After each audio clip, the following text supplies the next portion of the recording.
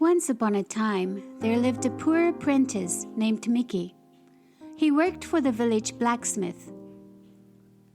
The work was hard and the blacksmith was very mean. The only reason Mickey stayed was because he was in love with Minnie, who lived next door. Minnie was also very poor. She worked for the baker, who was just as angry and mean as the blacksmith. The blacksmith and the baker had once been wealthy and kind, but a witch had stolen their hearts along with their fortunes. Now they made Mickey and Minnie work very long hours.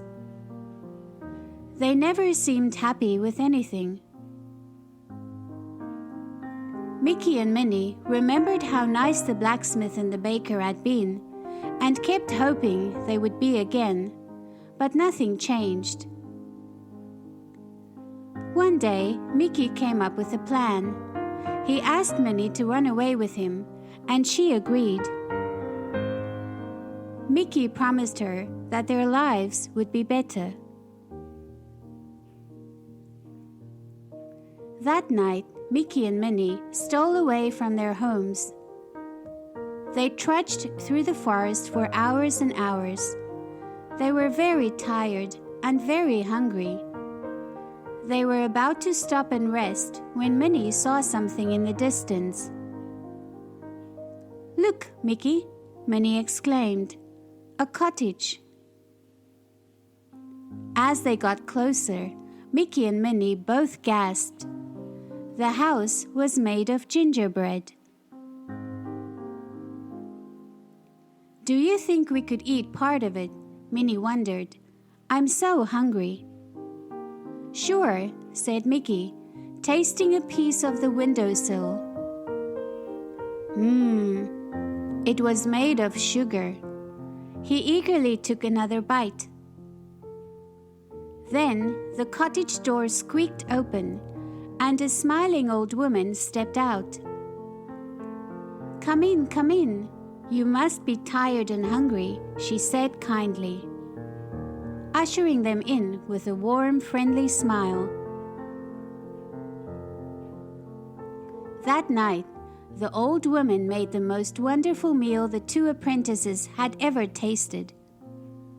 There was turkey and fresh vegetables, followed by all sorts of cakes and pies. As soon as they were done, she gave them seconds. And as soon as they had finished those, she gave them thirds. The enormous meal made their stomachs full and happy, and their eyelids grew heavy and tired. "You must be sleepy," the old woman said. "Won't you please be my guests and rest here tonight?" She took them up to a cozy bedroom and tucked each of them into a comfortable bed. Before they knew it, Mickey and Minnie were fast asleep. But as soon as Mickey woke up the next morning, he knew something was very wrong. He was locked in an iron cage, and Minnie had been put to work mixing dough in the kitchen. The old woman, who had seemed so gentle the night before, had become bitter and cruel. She wagged a finger at Mickey and cackled. "Once I've fattened you up, you will make a tasty pie." Mickey couldn't believe it. The woman had tricked them. She was really a mean old witch. "Get to work, knead the dough," the witch yelled at Minnie. Then, as soon as Minnie was finished, the woman ordered her to do something else. "Light the oven," she hollered. Minnie had never done that before. "The baker always lit the oven herself," she told the witch. "Ah, yes, the baker," the old woman said. laughing.